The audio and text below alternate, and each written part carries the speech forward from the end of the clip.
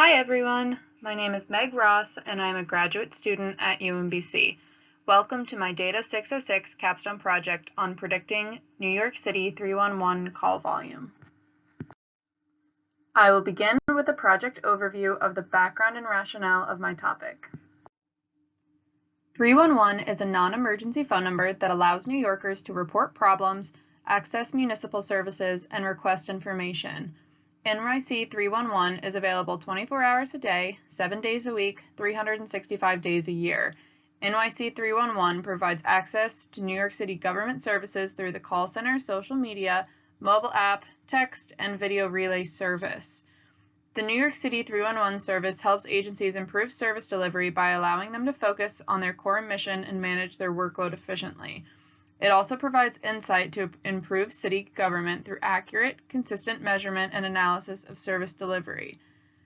New York City is the most populous metropolitan area in the United States with home to over 8.4 million residents. To serve this massive and diverse population, the city operates the nation's largest and most complex municipal government with more than 350,000 city employees and 120 agencies, offices, and organizations offering over 4,000 different services to residents. The number of 311 calls for service in New York City has increased every year since 2012. Resource allocation and the management of non-emergency incidents is an important problem that needs to be addressed for smooth functioning of cities. If NYC 311 had the ability to accurately anticipate call volume for each responding agency and accurately predict the resolution time for different complaints, they could more efficiently staff government agencies and more effectively serve their communities. Now that I've covered the background, I'll discuss the dataset.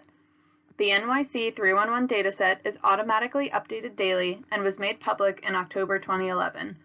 In this dataset, each row represents a 311 service request. In total, the dataset has more than 25 million rows and 39 columns. The dataset can be accessed via Socrata Open Data API, SODA for short.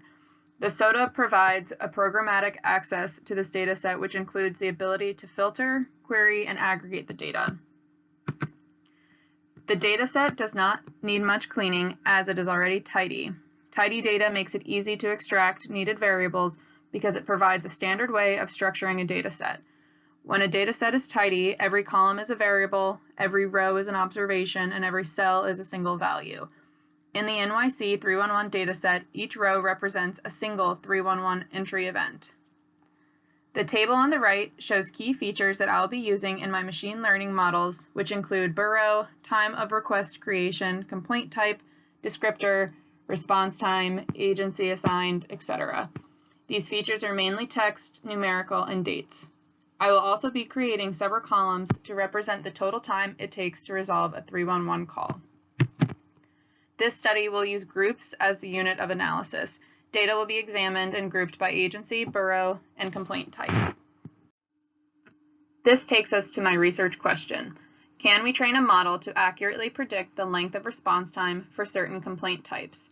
This would help New Yorkers set expectations for the time it would take to get issues resolved and provide government agencies with key information on where resources are needed. Do certain agencies respond to complaint types faster than others? And are there large variances in response time for the same complaint types?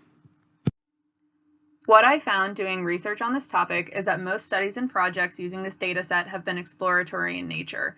I think that can be attributed to the dataset not needing much cleaning. Because of this, it has historically been a good candidate for both researchers and students to use it to practice new data visualization techniques. The location features in this dataset are also a popular choice to work with. I will not be including those in this study, but these features include latitude, longitude, and zip code.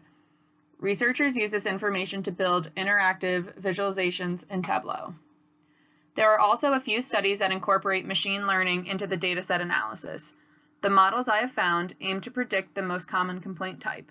I have not found models that aim to predict the amount of time expected to resolve a 311 request based on complaint type.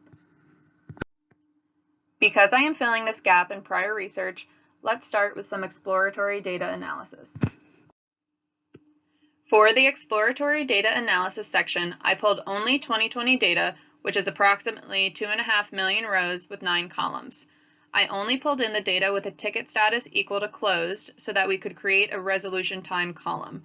This visualization shows every call made in 2020, and as you can see, there are some clear spikes. So let's evaluate those farther.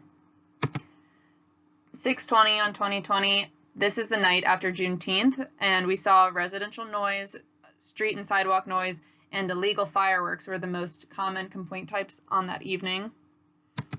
This next spike is the 4th and 5th of July. We saw illegal fireworks and residential noise as the top two complaints. And the last and largest spike of 2020 was actually Tropical Storm Isaias, and the most common complaint type here was damaged trees. As we saw in the prior graph, there were several days where 311 request volume was higher than average. These next two visualizations are deeper dives into the spikes on July 4th and 5th. On the left, we're looking at when the spikes in 311 requests occurred on these peak days. You can see that the call volume spikes late on the 4th and early in the morning on the 5th. On the right, we're looking at what complaint types were recorded along with these requests, these being illegal fireworks and high complaints of residential noise.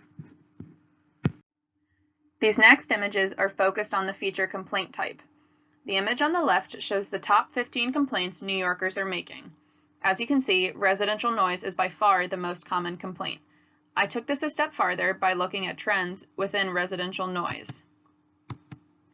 The image on the right shows that residential noise complaints are highest in warm weather months. This chart on the bottom is an example of the average time to resolve an issue for a sample of complaint types. These response times seem to check out, as it makes sense that New York City is quicker to respond to urinating in public complaints compared to woodpile complaints. Next, I will evaluate the feature borough. On the left, you can see the breakdown of 311 requests by borough. It's important to understand the population of these neighborhoods when we're looking at the distribution of the 311 request volume. This below image is taken directly from the Census Bureau and includes population estimates for each neighborhood. Using this information, we can conclude that the distribution of 311 request volume is in line with population estimates. This graph looks at the feature descriptor.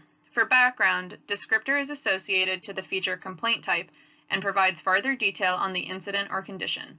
Descriptor values are dependent of the complaint type and are not always required. The graph shows the top descriptors broken out by borough.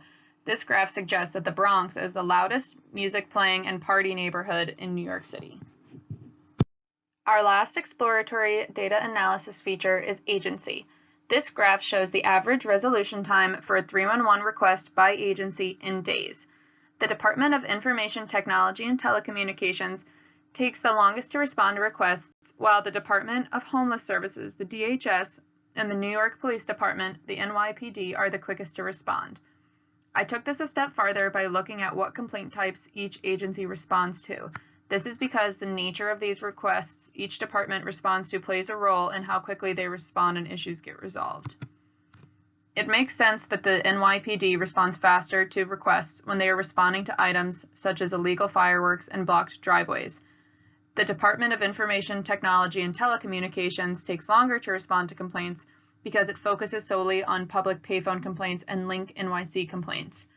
Link NYC is replacing payphones across New York City, and it provides fast, free public Wi-Fi, phone calls, device charging, and a tablet for access to city services, maps, and directions.